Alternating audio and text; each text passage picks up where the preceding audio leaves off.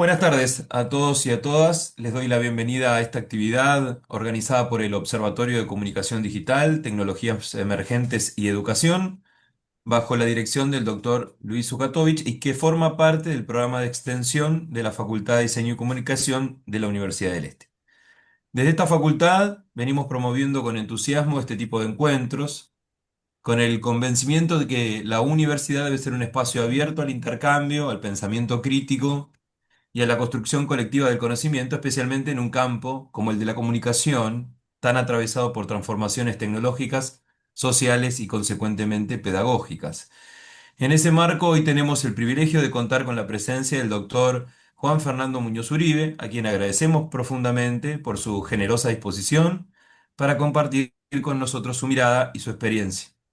El doctor Muñoz Uribe es comunicador social, periodista y doctor en comunicación por un consorcio de universidades españolas. Cuenta con más de 30 años de trayectoria docente en la Universidad Pontificia Bolivariana de Medellín y en otras reconocidas instituciones de Colombia, como las universidades de Antioquia, CES, Medellín y EIA. A lo largo de su carrera ha dictado materias vinculadas con la comunicación audiovisual, organizacional, radiofónica y teórica. También ha tenido una destacada participación como periodista en radio y televisión, editor de publicaciones académicas, revisor científico de revistas indexadas y coordinador de proyectos como Contexto Radio. Es además miembro honorífico de redes académicas latinoamericanas y europeas como FELAFAX y Red AlphaMed. La charla que hoy nos convoca lleva por título Formación en Comunicación en América Latina, Tendencias y Desafíos, y propone un conversatorio abierto en el que se abordarán los principales retos y transformaciones en la formación universitaria en comunicación en nuestra región, a partir de investigaciones recientes y experiencias concretas. Al finalizar, abriremos un espacio de debate para profundizar colectivamente en los temas expuestos. Así que sin más, le damos la bienvenida al doctor Juan Fernando Muñoz Uribe y le agradecemos nuevamente su presencia. Primero que todo, muy buenas tardes. Saludos a todos en la universidad, a quienes me han invitado, en especial al señor decano Hugo Garigio, a Luis Sujatovich, con el cual tenemos un estrecho vínculo investigativo y de colegaje.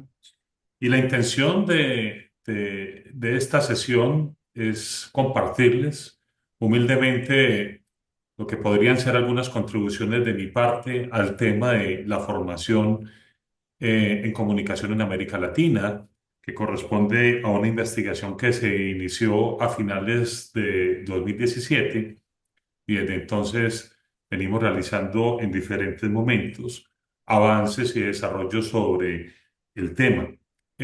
Corresponde a un rastreo de la formación en comunicación en 20 países de la región latinoamericana y que obviamente pues retomamos algunos datos, algunas referencias preliminares, pero otras hemos podido incluir nueva información, nuevos registros que pueden dar luces interesantes sobre lo que yo he llamado la prospección en la formación en comunicación para América Latina, es decir, la identificación de escenarios futuros de la comunicación.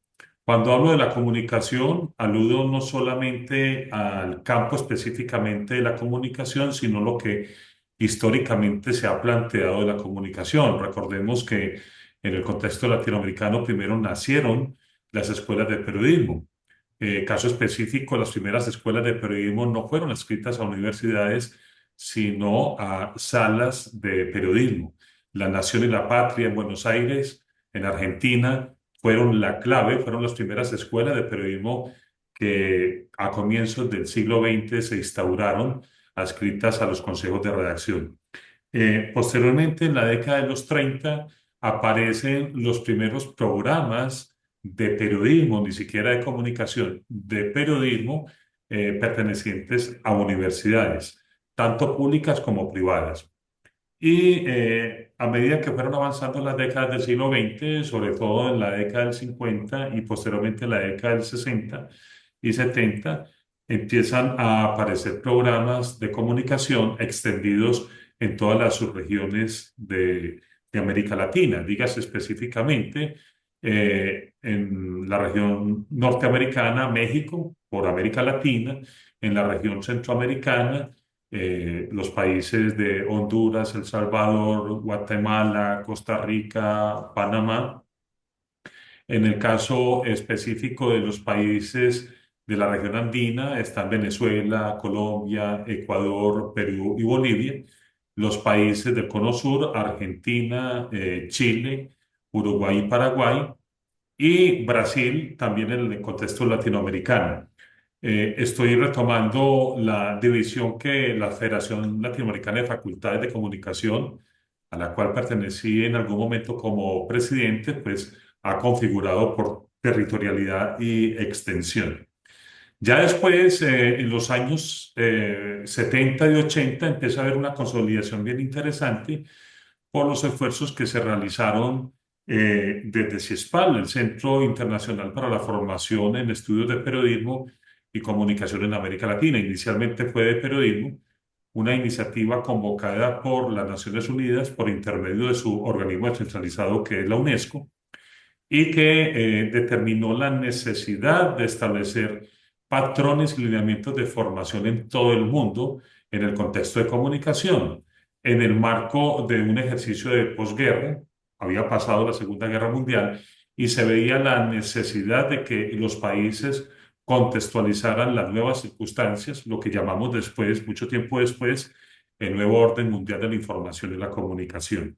Y lo que configuró también en lógica analítica el informe McBride, Un mundo voces múltiples, que fue liderado en su momento por Sam McBride, por eso lleva el nombre del investigador principal, el irlandés investigador en el tema, y que marcó un hito porque no solamente configuró el estado de la comunicación en la región, en el mundo, sino que también prácticamente a modo de denuncia estableció las dificultades que incluso hasta ahora pueden perfectamente vislumbrarse en el contexto no solamente del ejercicio de la comunicación, sino también en el ejercicio de la formación en comunicación. Entonces, me permitiré compartirles a ustedes mi presentación en la lógica de esta introducción para que ustedes puedan comprender por qué, cuál ha sido el sentido de este ejercicio. ¿Están viendo la presentación ahí en este momento? Ujú. Sí, sí, correcto. Ok. Bueno, he querido intitular esta presentación con el nombre Formación en Comunicación América Latina, un espacio para repensar la enseñanza de la comunicación en la región. ¿Por qué es necesario repensar la enseñanza? Porque hay unos retos y que la configuración también de muchos registros y de muchas tendencias, pues obviamente nos obligan a los que estamos inscritos en el mundo académico, en el mundo investigativo, en el mundo de la institucionalidad formativa, a que repensemos si, y repensar es volver a pensar si lo que estamos haciendo está bien, si no está bien, cómo debería transformarse, cambiarse o renovarse.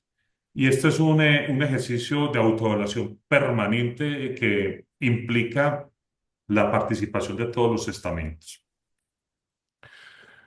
Bueno, he querido empezar con esta cita del Instituto Internacional de la UNESCO para la Educación Superior en América Latina y el Caribe.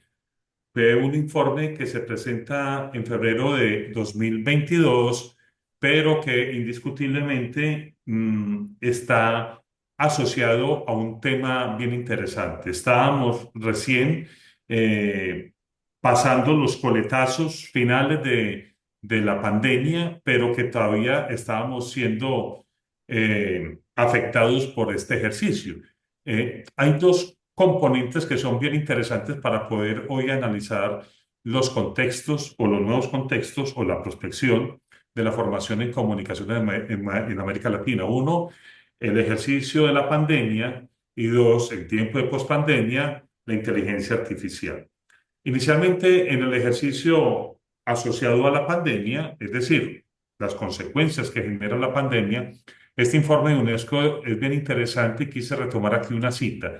El futuro de la movilidad de los estudiantes combinará experiencias internacionales, tanto físicas como con oportunidades virtuales, que son impulsadas digitalmente para que lleguen a un mayor número de estudiantes y creen una mayor conciencia y habilidades culturales.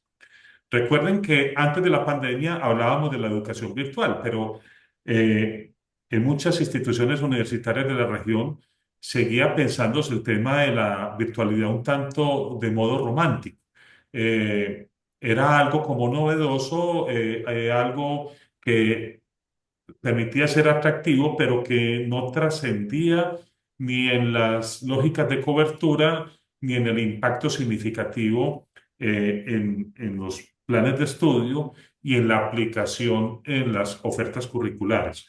Pues bien, la pandemia obliga sí o sí a todas las instituciones universitarias a retomar lo que venían avanzando en el tema de las tecnologías, pero también a determinar rápidamente su aplicación para evitar las dificultades que estaba generando la no presencialidad humana en las aulas de clase, tanto de profesores como de estudiantes y de administrativos de las instituciones educativas. Esto significó entonces un cambio radical en la forma de pensar. Inicialmente se vio de una manera muy atractiva, muy emocionante, pero a medida que avanzaban los días, las semanas y los meses, nos obligó a pensar de que esta situación llegaba para quedarse. Como también el otro fenómeno que es el de la inteligencia artificial. ¿Sí? Precisamente este año, a comienzos de este año, la UNESCO presenta los reportes de su investigación que ha intitulado en un informe que se llama Oportunidades y desafíos de la era de la inteligencia artificial para la educación superior. Los invito a que lean este informe. Y plantea en una parte algo que puede ser interesante, aunque todavía no hay un planteamiento en términos resolutivos, sí es un indicio de lo que podremos ver a futuro y en un futuro de corto plazo, ni siquiera de mediano plazo ni de largo plazo. Las instituciones de educación superior crearán políticas y pautas sobre el uso de la inteligencia artificial en la enseñanza, el aprendizaje y la evaluación. El cambio general será hacia la aceptación de la inteligencia artificial en lugar de prohibir su uso. Esto me lleva a recordar un poco cuando surgió Wikipedia. Yo recuerdo que en el seno de la academia surtían discusiones sobre la necesidad incluso de suspender el hábito de Wikipedia. Y a veces hasta se desconocía el sentido colectivo que tiene Wikipedia. Es decir, usted puede aportar ideas, conceptos, datos a Wikipedia y dar en plena fe su constancia de que esos datos son legítimamente presentados, son verídicos y por tanto pueden ser colectivizados. Pero la manera como se utilizaba Wikipedia por los estudiantes, eh, me atrevería a decir aquí entre paréntesis, en un pequeño inciso, y por profesores, determinaba a veces más bien el carácter coercitivo y prohibitivo de pensar de que Wikipedia podía ser un mal recurso. Y todavía sigue cargando ese lastre a pesar de tantos años, mucho después de que haya surgido Wikipedia. Hoy, en muchos escenarios de la formación, sigue pensándose y se está estableciendo una discusión sobre si es pertinente la inteligencia artificial, pero no sabemos todavía desde el mundo académico cómo aprovecharlo. Ya hay instituciones, ya hay comunidades educativas que ya han avanzado más allá de la discusión y empiezan a determinar algunas pautas, como lo establecen algunos medios. Aquí en este pronóstico de la UNESCO hay un planteamiento que es interesante y es el que a mi consideración podría llamar más la atención. Las instituciones de educación superior son recursos, con recursos podrán mejorar la experiencia del estudiantado a través de herramientas de inteligencia artificial, por ejemplo, para ayudarle a crear su propio programa sin dejar de cumplir con los requisitos de graduación o mediante el uso de la realidad virtual y la realidad aumentada para aumentar las posibilidades experienciales. Me llama la atención porque en el momento de la primera fase que hicimos este estudio, encontramos lo que llamamos algunos escenarios posibles de la prospección en la formación de comunicación. Y uno de ellos es que sea el estudiante quien pueda constituir su propia condición de formación. Es decir, que no sea una formación impuesta por la institución educativa, sino que le diga a la institución, yo quiero que ustedes me brinden unas condiciones de educación bajo estas necesidades puntuales que yo requiero. Y la institución pueda tener no solamente la flexibilidad, sino el músculo administrativo, académico, investigativo y curricular, de tal manera que pueda fácilmente establecer esas posibilidades en dinámicas de nuevos escenarios de formación. Lo vamos a ver ahora cuando les muestre los escenarios que surgieron, las posibles rutas de formación, y todavía no había salido ni el tema de inteligencia artificial, ni mucho menos este informe de la UNESCO. Eh, También aparece este documento de la OCDE o de la Organización para la Cooperación y el Desarrollo Económico, que marca las líneas y las políticas del desarrollo económico en el mundo sobre las tendencias. Y dice textualmente, en el ámbito educativo, las rápidas transiciones en el mercado laboral han planteado interrogantes sobre cómo anticipar mejor las futuras necesidades de competencias y diversificar los itinerarios educativos para satisfacer la creciente demanda de trabajadores altamente cualificados y la formación continua. Entonces, la academia venía, antes incluso de la pandemia, teniendo con suma claridad el tema de la cualificación permanente. Pero aparece otro contexto bien interesante y es la formación continua. En algunos países de nuestra región se le llama la extensión académica. Otros le llaman la formación para la vida, es decir, aquella instrucción que no solamente está asociada o necesariamente asociada al amarre de unos planes curriculares llamados profesionalizantes, que comienzan en la educación terciaria de las licenciaturas y después siguen en algunos países con los bacharelados, con las especializaciones, con los programas de pregrado y con los programas de posgrado, dígase las maestrías y los doctorados, sino aquella formación que a cualquier persona pudiese interesarle de manera complementaria y que no necesariamente tiene que estar atravesada por una indicación de carácter curricular académico profesionalizante. Esto llama bastante la atención porque empieza a determinar algo que en algún momento se generó la discusión del divisionismo que se establecía entre los programas profesionalizantes, las artes, las técnicas y las tecnologías. Hoy, esa brecha que hay entre una y otra condición clasificatoria puede estar vinculada en una articulación interesante desde la formación continua. Y continúa el informe. Dado el rápido ritmo de cambio, se hace la pregunta, ¿cómo combinar mejor la enseñanza de habilidades específicas con la de competencias más amplias necesarias para continuar aprendiendo a lo largo de la vida, incluidas las habilidades metacognitivas, es decir, aquellas que van más allá de ese conocimiento adquirido profesionalmente? ¿Cómo pueden los sistemas educativos abordar tanto las competencias básicas como las más complejas de forma que se complementen en lugar de sacrificarlas?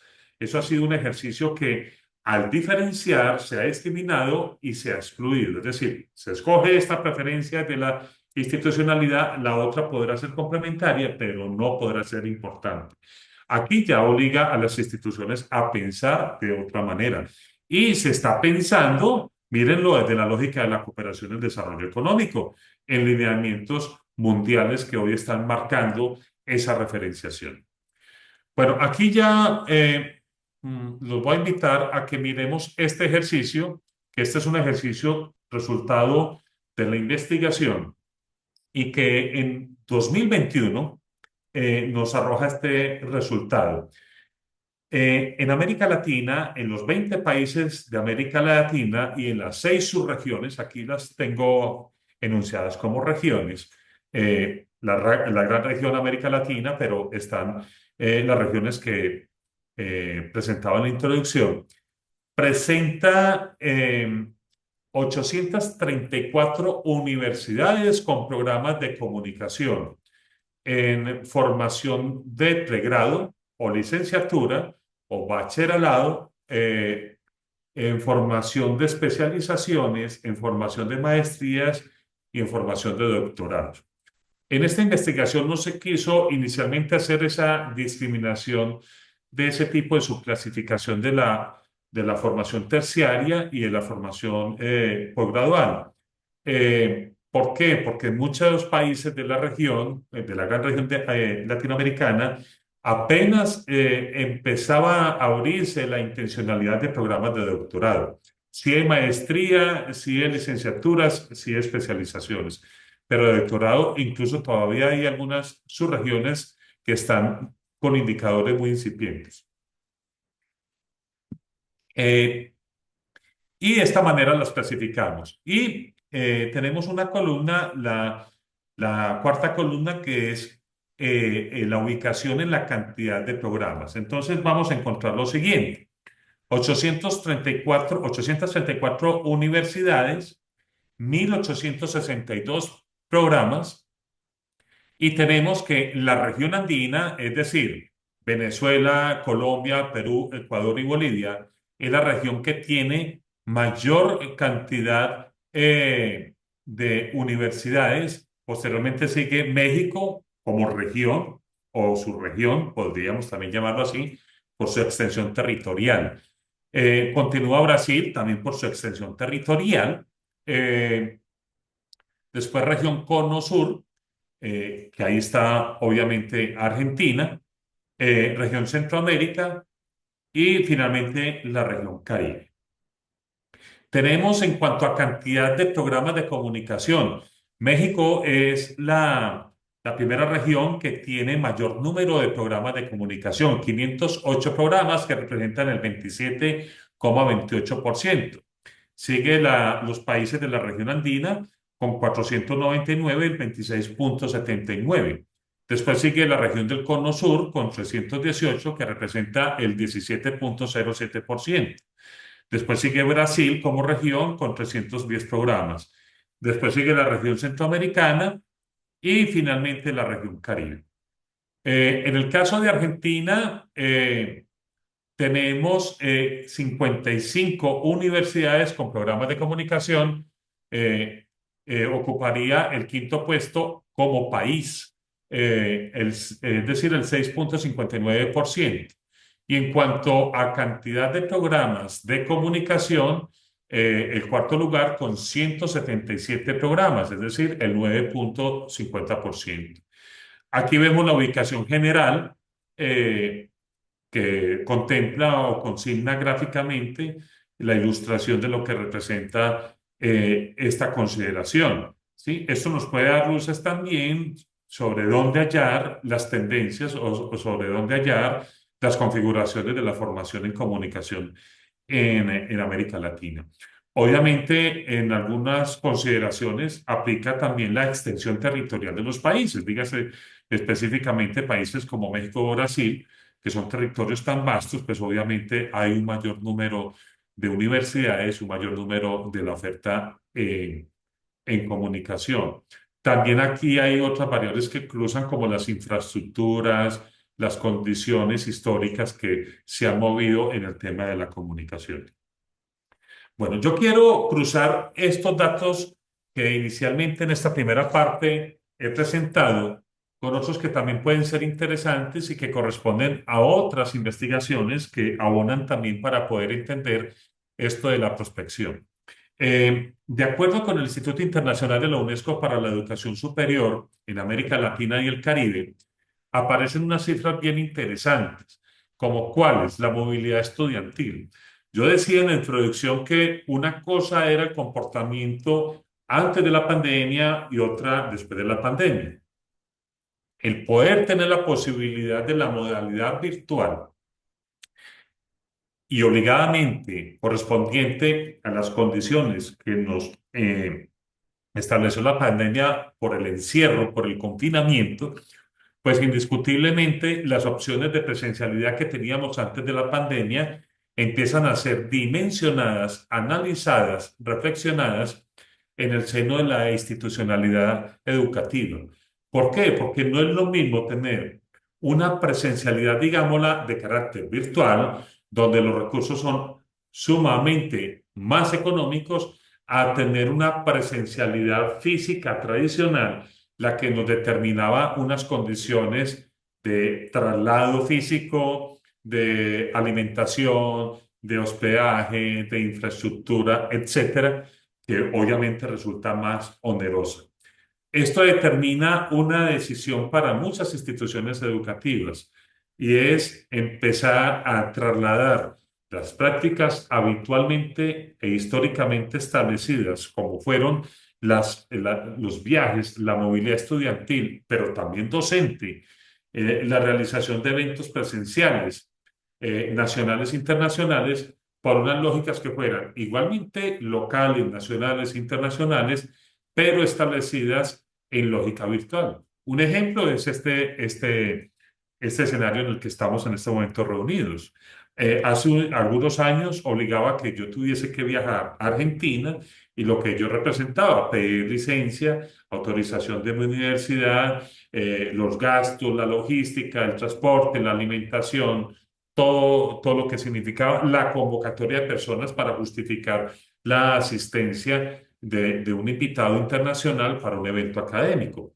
Hoy no tenemos esas circunstancias, o sí las tenemos, pero las tenemos bajo unas variables que enseguida voy a relacionar.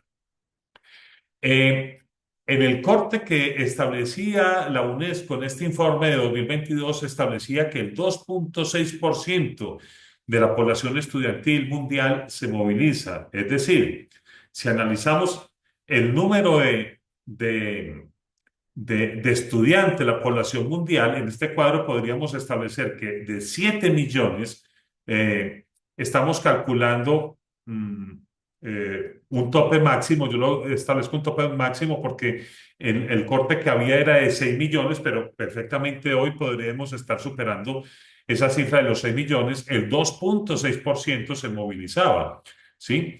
312.000 estudiantes de América Latina, es decir, el 1,14% de estudiantes de la región se movilizaron en 2017. Es un porcentaje que de hecho era muy bajo en ese momento. Hay que hacerse una pregunta. ¿La educación transfronteriza es un factor de prospección? eh, Tendríamos que mirar elementos como cuáles. La asociación con instituciones de países de la periferia académica con valor de marca y con sucursales. Es decir, justifica ese ejercicio transfronterizo, cuáles son los valores no solamente intrínsecos, sino agregados que ello significa. Con instituciones de la periferia académica y titulaciones de doble grado. Las titulaciones de doble grado en su momento marcaron una opción, una alternativa, sobre todo para instituciones que en el análisis de su perfil pueden considerarse instituciones pares, es decir, que tienen una similitud en las consideraciones de su oferta curricular, de su trayectoria, de sus factores de calidad, de su impacto en el entorno. De su historia, de tantas cosas que pueden estar implicándose, porque obviamente hay universidades que al analizar eso y compararse con otro tipo de universidades, empiezan a establecer alianzas que tienen ese sentido. Eh, a una universidad de aquellas que tiene un buen ranqueo o una buena clasificación internacional, seguramente no le interesará tanto establecer esa alianza con una universidad menor, salvo que hayan unos intereses donde se puedan establecer algunas pautas de negociación o de articulación y conversación. Pero esto es bien interesante porque esto es lo que está moviendo algo que otrora era inconcebible en las instituciones de educación superior, y era pensar que la educación se tenía que analizar y concebir desde el mercadeo. Hoy es una realidad manifiesta, hoy es una situación que obliga a todos los estamentos, a intra y a extra de las instituciones educativas, a pensar. Y tenemos las ofertas curriculares online, ¿cierto? Estaríamos hablando, de acuerdo con el informe de la OCDE de 2018, de 13 millones de estudiantes. Estamos hablando de 2018, es decir, 7 años después, estas cifras y sumándole y abonándole el tema de la virtualidad, estas cifras deben estar sumamente disparadas. Bueno, tenemos otros datos también que pueden ayudar a esta consideración. Norteamérica, cuando hablo de Norteamérica, estamos hablando de Canadá, de Estados Unidos y de México. Y Europa Occidental son los destinos de mayor movilidad estudiantil internacional. En el contexto particular de América Latina, México es un país sumamente atractivo. En el caso mundial, ya el concepto de Norteamérica no se traslada tanto a México, sino que se traslada a Canadá y a Estados Unidos. Canadá termina siendo un destino bastante interesante para la educación y las cifras y las estadísticas así lo están demostrando. América Latina y el Caribe corresponden al destino menos atractivo internacionalmente. Esto prende las alarmas porque empieza a determinar qué es lo que está ocurriendo. Pero vamos a encontrar que hay muchos factores que no están directamente relacionados ni siquiera con la oferta educativa, sino que están asociados con otros elementos, ¿cierto? Entonces ahí es donde ya algunos países empiezan a hablar del turismo educativo, ya empiezan a hablar del mercadeo asociado a la educación y que determina elementos como las inversiones educativas, que son inversiones que no solamente son educativas, sino que también son académicas y son culturales. Y terminan estableciendo algo que se llaman los empaquetamientos, es decir, formas de ofrecer la educación que pueden ser atractivas para el estudiante, porque no solamente es explorar el mundo, sino también conocerlo, reconocerlo y aprovechar para formarse. Hablamos en lógica de formación en dimensión internacional, porque tendríamos no solamente la opción tradicional que es la presencial, sino la virtual y también la alternancia de las dos, es decir, la virtual y la presencial, que sería la bimodal. Y tenemos también la posibilidad de establecer otras formas de internacionalización, pero que parten de la lógica in situ, ¿sí? Es decir, en el propio lugar de la universidad, donde se invitan a expertos, profesores, estudiantes de otras latitudes del mundo y que llegan. Entonces, perfectamente una universidad argentina, una universidad chilena, una universidad boliviana, pues llegan estudiantes de otros países, de la región o incluso de otras ciudades de su propio país. Pero tienen el beneficio de las internacionalizaciones por el tema de la virtualidad o de las bimodalidades. Tenemos aquí también otros planteamientos estadísticos. De los 5 millones de estudiantes movilizados en el mundo, solo 176.000, es decir, el 3,5% del total, escogen como destino algún país de América Latina. Este fue el informe de DIESALC en 2019, es decir, sigue siendo un porcentaje bajo. ¿Podrán en estos últimos tiempos aumentar esos porcentajes? Probablemente estarán aumentados. Todavía no hay los últimos reportes en este sentido. Pero, eh, pero igualmente, como aumentará el número de población, aumentarán también los deseos de conservar esas prácticas que ya se han dimensionado en las últimas décadas. De los estudiantes que escogen como destino América Latina, el 69% proviene de la región, un 12% de Norteamérica y Europa y un 19% de otras regiones del mundo. Es decir, hay más movilidad entre los estudiantes de la propia región que estudiantes que vengan de otras regiones. Igualmente, que América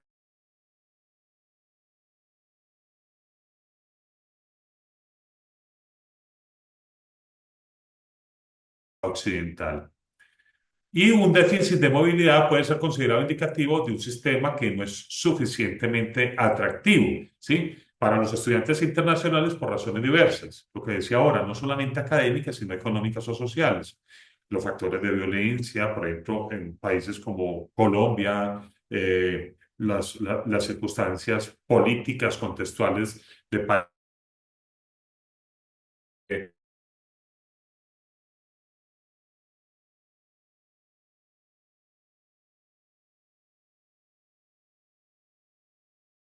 factores que afectan no solamente indirectamente, sino también directamente. Bueno, valdría entonces también en esta fase hacerse las preguntas. ¿Por qué solamente el 3,5% del total de la movilidad estudiantil internacional escoge como destino algún país de esta región? ¿Sí? ¿Qué es lo que está ocurriendo? Algunos podríamos atribuirle eso a circunstancias políticas, a circunstancias económicas, circunstancias culturales, pero pueden haber muchos elementos. Pueden haber elementos de infraestructura técnica y tecnológica, pueden haber, lo que decía ahora, la condición de la homologación de títulos, puede haber las condiciones de términos de aspiracionales, de situaciones aspiracionales. Un chico hoy que quiere ser en la vida. No es lo mismo tener un título de X, Y o Z universidad de X, Y o Z país a tenerlo con relación a títulos de otras universidades. Ahí hay un ejercicio también sumamente agresivo que han tenido algunas universidades del primer ranqueo, del primer ranking, donde establecen pautas como cuáles, como usted puede hacer el curso o puede tener algunos niveles totalmente gratuitos y solamente paga cuando quiera recibir el certificado. Eh, pero también hay unas alianzas estratégicas que se están haciendo incluso con universidades locales y nacionales para garantizar esa incursión, esa penetración de los mercados latinoamericanos. Eh, una segunda pregunta sería, ¿qué haría atractivo para que un estudiante de la región escogiera como destino algún país de la región? Obviamente, esto puede tener intereses que no son tan generalizantes y pueden ser más particulares. Y ahí es donde las instituciones de educación y los estamentos administrativos de la educación tienen que pensar que podría ser atractivo para un estudiante el poder tomar una decisión en este sentido. ¿Qué motivaría a un estudiante extranjero a seleccionar como destino algún país de la región? ¿Sí? Y no necesariamente animado por el aprendizaje del idioma español, como suele ocurrir en muchas de nuestras universidades, sino también porque me interesa conocer su cultura, investigar sobre ese contexto particular y tener formación en ese elemento. Entonces, esto determina de alguna manera la necesidad de identificar factores, variables, categorías que puedan incidir particularmente en las estrategias que las instituciones de educación superior puedan delinear para estratégicamente cautivar a ese público potencial, que sería el público que está fijando la mirada en otras ofertas educativas, y mantener el público real, es decir, ese público que efectivamente está dentro de la institución de educación superior, pero que en cualquier momento puede migrar o puede fugarse por o con relación a otras ofertas que pueden ser bien interesantes. Me explico de la siguiente manera. Universidades que pueden tener una consolidación en la relación oferta-demanda para sus licenciaturas, para sus programas de pregrado o de grado, pero esos estudiantes no tienen posibilidades de una oferta de esa misma institución en condiciones de oferta posgradual, maestrías o doctorados, porque no hay la infraestructura, porque no hay el recurso o porque simplemente no se han abierto esas ofertas o porque son ofertas sumamente costosas o poco atractivas en comparación a otras que económicamente pueden ser más sustanciosas, digamos de alguna manera, en el sentido de los beneficios y también de los costos. Y eso es lo que empieza a generar una diferenciación que termina siendo sumamente odiosa, difícil y preocupante, y por lo cual obliga o motiva a las instituciones educativas a tener que ser sumamente creativas para poder determinar cómo pueden atender esas circunstancias que no solamente se les convierten en circunstancias problemáticas de futuro, no solamente de corto plazo, sino de mediano y largo plazo, sino que hay que resolverlas, porque empiezan a amenazar la continuidad de las instituciones de educación superior. Yo aquí, en desarrollo de ese ejercicio, procuré, viendo toda esa fenomenología, de identificar escenarios posibles de la educación. Y salieron estos 21 escenarios. No me voy a detener en cada uno de ellos, pero sí pretendo que estos escenarios empiecen también a identificarse en el sentido de lo que puede estar motivando otras opciones que otrora ni siquiera estaban imaginadas o concebidas. Entonces aquí tenemos algunos aspectos como cuáles. Tenemos aspectos como la reducción de la demanda, ¿sí? En países de la región este fenómeno todavía no se está viendo, sobre todo en universidades públicas. Porque después de la pandemia la opción económica era la universidad pública y fue la mejor manera de resolverlo en algunos países.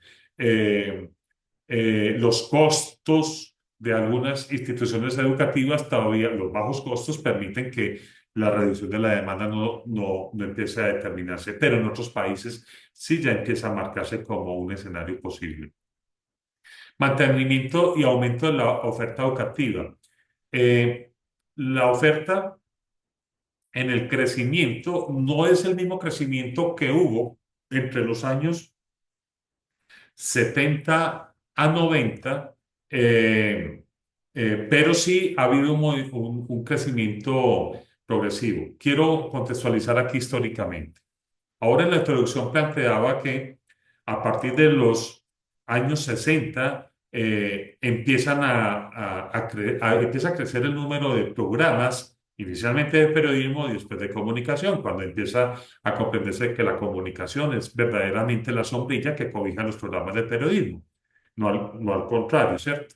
Por eso nuestros programas inicialmente en nuestros países llevaban el nombre y el apellido de comunicación social guión periodismo.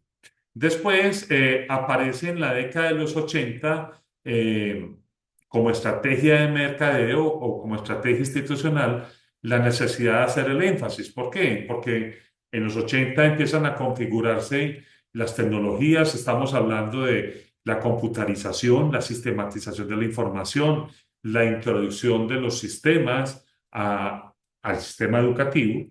Es decir, pasamos de la máquina de escribir, del manuscrito, a la lógica de los sistemas de computación. Y obviamente eso también nos genera ese ejercicio revolucionario, tecnológico e industrial. Estamos hablando de la tercera revolución. La primera revolución fue la revolución de la máquina de vapor, de esas tecnologías que implicaron la primera industrialización. Después hablamos de la segunda revolución, que fue la revolución electromagnética, la electricidad, el magnetismo, que fue la revolución de los medios de comunicación del siglo XX, la radio, la televisión, los sistemas rotativos de la prensa, el cine, la fotografía. Después la tercera revolución, la Internet, que aparece después de los ejercicios de Norbert Wiener, de la teoría matemática de la información, de Wilbur Shannon, de Weber, y toda la conceptualización. Ya entonces en los años 80 y los 90 empiezan a configurarse los énfasis en la comunicación organizacional, los énfasis en la comunicación radiofónica, los énfasis en la comunicación televisiva, los énfasis en la comunicación digital aparecen los primeros ejercicios, los énfasis en la comunicación para el desarrollo que venían ya en los años 60 y 70. Después aparece a final del siglo XX la incorporación de la comunicación para el cambio social. Y ya estamos inmersos en la cuarta revolución, que es la revolución a partir de la inteligencia artificial, el Internet de las cosas, la Big Data, la administración del dato, en fin. Eh, entonces, obviamente ha habido ese mantenimiento de la oferta, pero también ha habido un aumento, no tan significativo como ocurrió en esas primeras fases. Hay otro elemento que es exógeno, pero que está afectando la educación, y la disminución de la composición familiar. En los años 50 teníamos perfectamente composiciones familiares de 5 o 6 miembros de la familia, por no decir más miembros de la familia. A medida que van pasando las décadas, esas composiciones van disminuyendo. Hoy es una multitud tener un hijo o dos hijos en el seno de un hogar y tener papá y mamá e hijos, ¿cierto? Ya hoy la composición familiar tiene otras lógicas. Son lógicas que a veces ni siquiera conciben el hijo, conciben la domesticación de animales que terminan siendo concebidos o interpretados como hijos. Eh, eh, ya hay más individualidades que constituciones más colectivas, más grandes. Entonces esto también va determinando que el grupo poblacional aspiracional a la educación superior va a ser menor.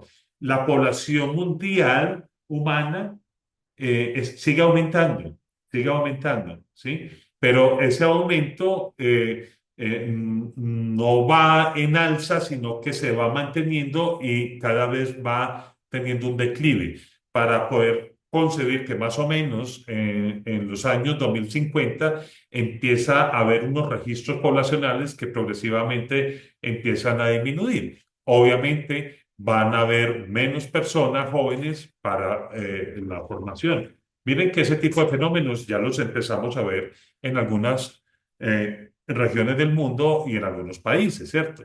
En Europa, por ejemplo, ya empieza a aclamarse la necesidad de tener jóvenes porque la población mayoritaria es población senil, población de la tercera edad. Entonces se convoca a jóvenes de otras latitudes. Canadá, por ejemplo, en el continente americano, convoca permanentemente a nuevas familias que estén interesados en crear a sus hijos y se subsidian, y eso termina siendo un ejercicio de motivación de estas familias. Y así aparecen otro tipo de estrategias. Cambio de expectativa aspiracional formativa. En los años 50, 60, la aspiración era tener una formación básica eh, necesariamente primaria, después ojalá secundaria, después tener formación universitaria y después se fue trasladando a la formación de posgrado, ¿sí? Hoy ya empiezan a surtir otras opciones de las tradicionales. Hoy ya no es el lema de sea alguien en la vida, estudia algo, fórmese universitariamente. ¿Sí? Hoy ya empiezan a calar, después de pandemia, otras opciones de formación donde el estudiante, el joven, aspira y dice, ¿será que yo necesito tener una formación universitaria? ¿Por qué? Porque aparecen otras tendencias de generación de recursos, de dinero, ejemplo, ser influencer, practicar actividades digitales, poder acceder al conocimiento sin necesidad de recurrir a las instituciones tradicionales de formación.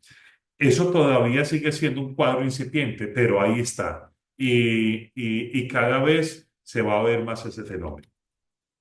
Transformación de las condiciones laborales, ¿sí? Hoy las condiciones laborales, después de pandemia, empiezan a plantear otro tipo de particularidades, y es la telepresencialidad. Es decir, lo que anteriormente era ocasionalmente, si usted está enfermo, pues hágalo desde su casa. Antes de la pandemia esa posibilidad no existía porque las instituciones educativas no tenían las plataformas ni el andamiaje para hacerlo. Hoy te dicen, si usted está enfermo, hágalo, pero ya hay cada vez más instituciones que te están diciendo, mire, piense en la posibilidad de hacerlo desde su casa, ¿sí? Cumplan los objetivos, las metas, cumplan el plan de trabajo, la asistencialidad, y hagámoslo de esa manera. Y hay esos acuerdos. Alta competencia del mercado local, ¿sí? Hoy hay un ejercicio enconado de las instituciones educativas locales, porque obviamente tienen el público potencial ahí mismo, es el más cercano, es el más probable y más posible en lógica de resolver las necesidades económicas y las expectativas de mercadeo. Eh, y más, sobre todo, instituciones cuando no tienen todo el andamiaje, toda la plataforma tecnológica para hacerlo en telepresencialidad o no tienen los parámetros de competitividad internacional. Entonces, ese es un elemento que marca también. Dispersión del público real y potencial educativo, es decir, ese público que siempre pensábamos que estaba garantizado porque el papá es egresado de nuestro programa académico, ya tiene hijos, entonces los hijos vienen acá y los hijos de los hijos y sucesivamente, generación tras generación. Lo veíamos en universidades clásicas. Hoy no, hoy esos ciclos se van cada vez fracturando, rompiendo y cada vez está más disperso ese público, tanto real, que era el público que mantenía cautivo en mi institución, como el público potencial, que es el público de las competencias de otras, correspondientes a otras instituciones educativas. Mejores tarifas por la misma oferta. Anteriormente, las ofertas educativas tenían unos rangos, unas tarifas y las instituciones educativas se cuidaban mucho en mantenerlo, por lo menos localmente y regionalmente, esas mismas tarifas. Hoy no, hoy hay un desborde de esas tarifas y hay unas competencias que no son controladas, además son muy difíciles de controlar, tanto legalmente como naturalmente y esto determina la ley de oferta y demanda del mercado. Valores intrínsecos agregados a la oferta educativa. Este parámetro indiscutiblemente que está determinando, es decir, no solamente la formación que yo estoy recibiendo, sino que intrínsecamente, ¿qué hay de esa oferta que me puede llamar a mí la atención y me puede interesar? Y hay cosas que otrora eran inverosímiles, pero hoy que están moviendo. Hasta el tema ambiental lo están moviendo. El tema de movilidad, el tema de tecnología, el tema de, de avanzada, es decir, ¿qué está haciendo? El tema del ranqueo, que ese ha movido mucho el interés de las altas direcciones de las instituciones, es mirar los sistemas de clasificación internacionales y apuntarle en términos de calidad.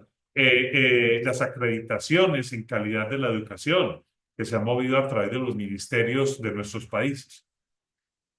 Otro posible escenario es la educación con altos estándares de calidad, lo acabo de mencionar, y nos ha puesto en unas lógicas como aquellas que son muy propias de los sistemas gerenciales de las organizaciones productivas, inconcebible los que llevamos mucho tiempo en el sistema educativo hace algunas décadas, ¿cierto? Hace algunas décadas usted como docente era un referente educativo, imponía su forma de enseñar y te daba su clase y punto. Hoy ya tienes que estar sujeto a formatos, a procedimientos, a estándares, a verificación de gestión, indicadores de gestión, a determinar análisis también prospectivos sobre qué se está haciendo y para dónde vamos y cómo se tienen que ajustar las cargas en el camino.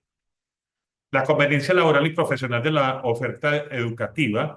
Esto es un escenario posible que está determinando la necesidad de rastrear y hacer una diagnosis de lo que está ocurriendo en el mundo profesional y en el mundo productivo del trabajo. Es decir, qué coincidencias y qué falta de coincidencias hay. Ha sido una dicotomía histórica que ha habido entre el mundo productivo y el mundo académico, ¿cierto? El mundo académico pide unas cosas y el mundo productivo pide otras. Las dos áreas tenían muchos comportamientos disímiles y no les interesaba además dialogar. Hoy está obligando a que se establezca un diálogo, que las organizaciones productivas clamen de la academia el análisis, la reflexión, la investigación sobre qué está ocurriendo en el mundo laboral y profesional y cómo lo pueden ayudar a resolver y viceversa. Currículos consultivos de las necesidades del mercado y el entorno. Yo doy un ejemplo como este. Hace algunas décadas era muy fácil entender de que en una barriada había una tienda y esa tienda resolvía las necesidades del mercado de los habitantes que estaban contiguos a esa tienda. Eh, y no había competencia. Entonces el tendero, ¿qué hacía? Simplemente se lucía y abría cuando le venía en gana, vendía lo que le venía en gana, atendía al cliente que quería atender. Si a usted no lo quería atender, simplemente no lo atendía. Se daba ese lujo. A medida que va apareciendo otro tipo de ofertas, ese tendero que dice que no sabía su nombre, dice que no sabía sus necesidades, ya se les acercaba a usted por su nombre, lo llamaba por su nombre y le decía, mire, yo vendo leche, yo vendo cigarrillos, yo vendo carne, a usted no le interesa, ¿cierto? Entonces empezó a entender de que no se podía quedar ahí simplemente ufanando de que él ofrecía lo que le venía en gana y le vendía al que él quería. Eh, yo doy ese ejemplo con los sistemas de institucionalidad universitaria. Hoy las universidades no se pueden dar ese lujo. Todavía, por sorpresa, todavía hay universidades, tanto privadas como públicas, que siguen conservando esa dinámica de imaginar que el público tiene que llegar a ellos. Cuando hoy son las universidades las que tienen que investigar, explorar, determinar otras opciones para intentar garantizar su permanencia operativa por los recursos económicos que tiene que cautivar. Eh, y otro escenario, la pertinencia formativa para la competitividad laboral y profesional. Va muy en esa lógica de lo que estoy explicando. Y oportunidad laboral en las profesiones, que esos tres escenarios van muy articulados, demasiado articulados, porque tienen vasos comunicantes. Eh, escenarios posibles de la educación, la deserción académica. ¿Sí? La deserción académica hace algunos años se resolvía con mayor número de estudiantes. Entonces, desertaban y las instituciones no se preocupaban porque llegaban más estudiantes. Antes había que tomar las decisiones de cerrar los cupos y decir, no, no tenemos más capacidad. Hoy ya ese fenómeno empieza a aparecer en muchas universidades de nuestros países. La deserción académica empieza a ser significativa y determina la necesidad de empezar a establecer seguimiento de, de ese grupo poblacional que son los estudiantes que están pasando. Porque hay esa deserción, es una deserción de carácter económico, es una deserción de carácter familiar, es una deserción de carácter migratorio, es una deserción de carácter cultural, es una deserción de carácter aspiracional. ¿Qué puede estar ahí? Y algunas instituciones todavía ni siquiera han pensado en categorizar o visibilizar esas situaciones para poder asumir correctivos.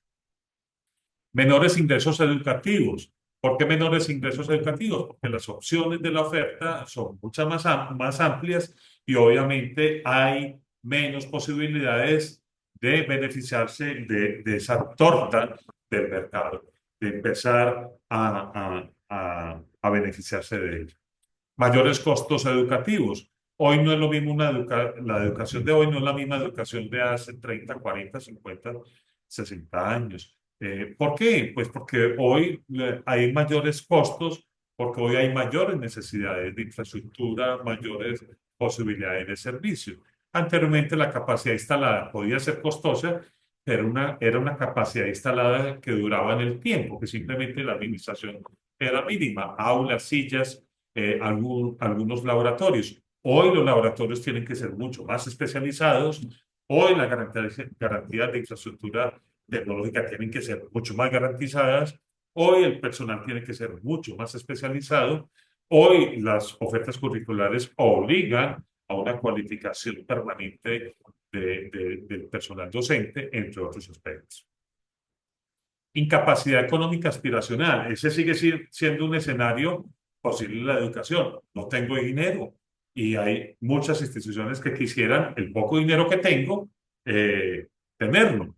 O me dan opciones y me dicen, venga, no se preocupe, no tiene dinero, pero vamos a mirar a futuro qué opciones puede tener usted, qué becas pueden haber, qué subsidios pueden haber. Mayor competencia para becas, auxilios y financiación. Ahí aparece consecuente y colateralmente este escenario. Es decir, si hay mayores becas, hay mayores auxilios, hay mayores posibilidades de financiación. En los años 60, 70, estudiar la universidad dependía de la capacidad económica de un padre de familia. Hoy, de las opciones que ofrece el mercado. Pero también, como hay mayores ofertas, también hay mayor número de personas que aspiran a esas ofertas.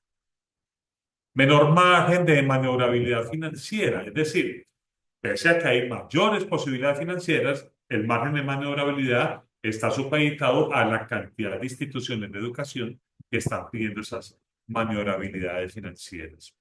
Menores auxilios estatales, ¿sí? Eh, mm, el auxilio estatal tiene dos condiciones. Una, en que hay que repartirlo en mayor número de cantidad de instituciones de educación superior, pero también corresponde a elementos políticos que se toman en el seno de las decisiones educativas que por país, por nación, se determinan en la región. ¿Sí? Entonces, ¿qué se hace en ese sentido? ¿Cuáles son los auxilios? ¿A quiénes se les entregan los auxilios? Si usted pertenece a un estrato socioeconómico, ¿qué posibilidades tiene de acceder a ese auxilio? No. Perdón. Mayor cualificación docente. No es lo mismo de un docente de hace 50 años a un docente de hoy. La misma institución, para garantizar sus estándares de calidad, los sistemas de acreditación le están exigiendo que ese personal docente cada vez sea mayor, más calificado. Incorporación de mayores y mejores tecnologías educativas, una necesidad que hoy nos está moviendo la educación. Desinterés por áreas, profesiones y campos de formación y conocimiento. Esto ya empieza a preocupar a muchas universidades porque programas académicos que otrora eran muy atractivos, muy interesantes, de un amplio mercado laboral y profesional, hoy ya no lo son. La comunicación está entrando en esas lógicas en algunos de nuestros países. Lo que llamaba tanto la atención, porque era un público garantizado, hoy para muchas universidades y muchos países empiezan a verse cambios significativos. Es decir, ese número de programas que vimos en el inventario que presenta la investigación que lideramos, esas cifras van a poder cambiar significativamente. Todavía están en aumento. Todavía hay muchos países que están aumentando la oferta educativa. Pero en cuestión de 10 años empieza a haber recortes de esos programas educativos porque empiezan a aparecer otras opciones. Interés por una formación más flexible. Esto es bien interesante porque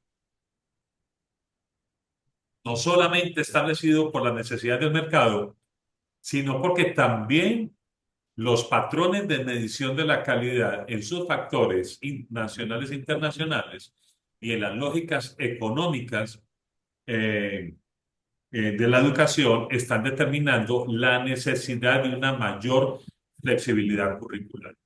Esto es, Profesor, sí, profesor dime, Muñoz, disculpe Diego. que lo interrumpa, disculpe, con mucho respeto le pido disculpas con él.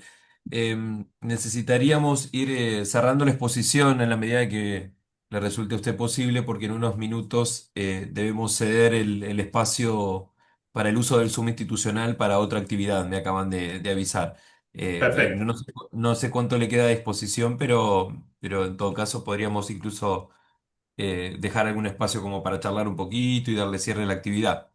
perfecto, profesor Diego. Claro que sí. Voy a ir cerrando, simplemente la voy a relacionar. Esto implicaría mayor amplitud de los temas, ¿sí? Gracias por advertirme los tiempos. Me entusiasmo con estos temas y me puedo quedar todo el tiempo. Cambio de los modelos tradicionales de la educación, rutas de formación elegidas por el aspirante. Este escenario sí que hay que ponerle atención y es lo que inicialmente y tradicionalmente las instituciones siempre han establecido que son las que deciden cuál es la ruta de formación del estudiante. Este es un ítem que todavía sigue siendo muy descuidado, pero que va a haber que ponerle mucha atención y es que el estudiante pueda decidir y propone a su universidad cuáles son las opciones que desea tener. Y eso que aquí llamamos la interdisciplinariedad, él la elija.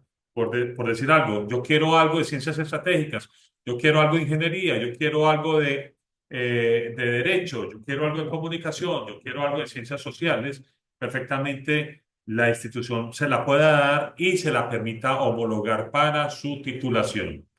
Paquidermo administrativo de las instituciones educativas es un escenario histórico que han tenido las instituciones de educación, no solamente públicas, sino privadas, y sorprendentemente privadas también de una manera preocupante. Y aparecen respuestas posibles, ¿sí? Estas respuestas no me va a quedar aquí, simplemente la relaciono, reducción de la demanda, mantenimiento y aumento de la oferta educativa, disminución de la composición familiar, cambio de la expectativa aspiracional formativa, transformación de las condiciones laborales. No me quedo aquí porque ya les había explicado en los escenarios. Alta competencia, simplemente las renuncio para que tengan claridad. Alta competencia del mercado local, dispersión del público potencial, mejores tarifas por la misma oferta, valores intrínsecos y agregados a la oferta educativa, educación con altos estándares de calidad, conveniencia laboral y profesional de la oferta educativa, currículos consultivos de las necesidades del mercado del entorno, pertinencia formativa para la competitividad laboral y profesional, oportunidades laborales de las profesiones. Y siguen estas, que ya las de sesión académica, menores ingresos, y, y las que al final las desarrollamos ahora, asociadas con la cualificación, la flexibilidad, los cambios de las formas tradicionales de las notas de formación.